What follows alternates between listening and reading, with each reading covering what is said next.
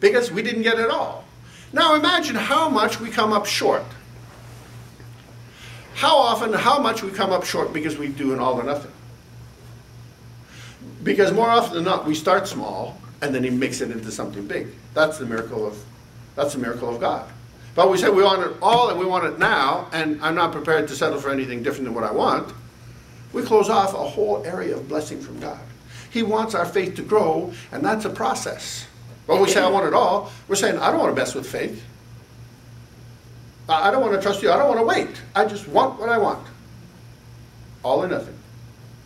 And it puts God in a box. He can't feed into that. You're not giving him a chance to work on your faith, because really, ultimately, giving us things is nothing. It all belongs to God. So giving us things is nothing at all. What's important to him is building us for eternity. What's important to him is building our faith.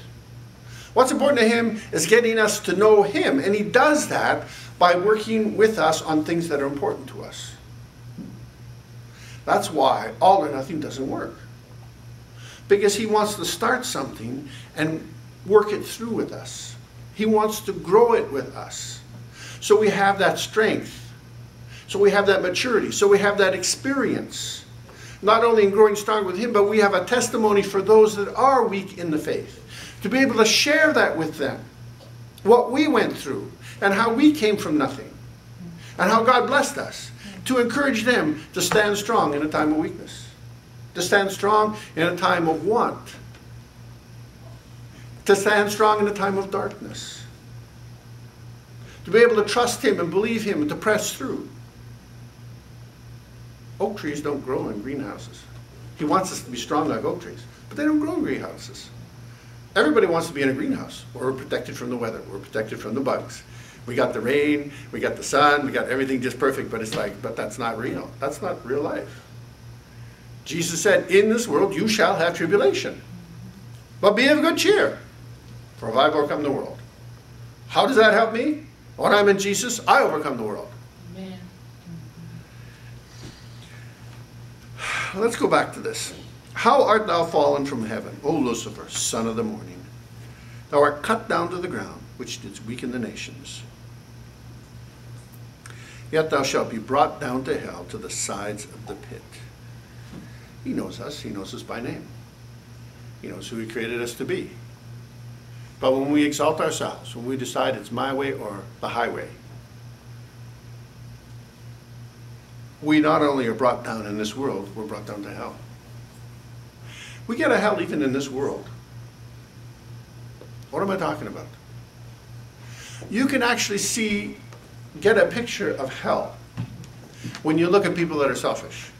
I mean, really self-absorbed. When it's really all about them, they're always miserable. It doesn't matter what you give them, it's never enough. They always want more. They're always looking at it. The glass isn't half full. It's not even. It's 3/4 empty as far as they're concerned. They always need more. They always deserve more. They're miserable all the time. And when you look at the people like that, you're looking at hell. That is living hell. Because they can never be happy. And I'm sure that hell's going to be the same way. It's all about them. And how they don't have what they want. How is it some people can be miserable and have everything, and some people can be happy and have little to nothing? What's the difference? It's not their circumstances. It's their hard attitude. That's all it is. It's a hard attitude. Going into the ministry, quite honestly, it bankrupted me. I didn't complain. That's a choice I made. And it was worthwhile. Not financially. But that's not the point. I have peace. I have joy. I have fulfillment.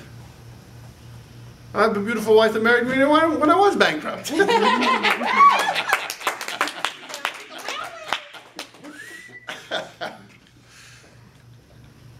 It's not about what we have. It's about where our heart is.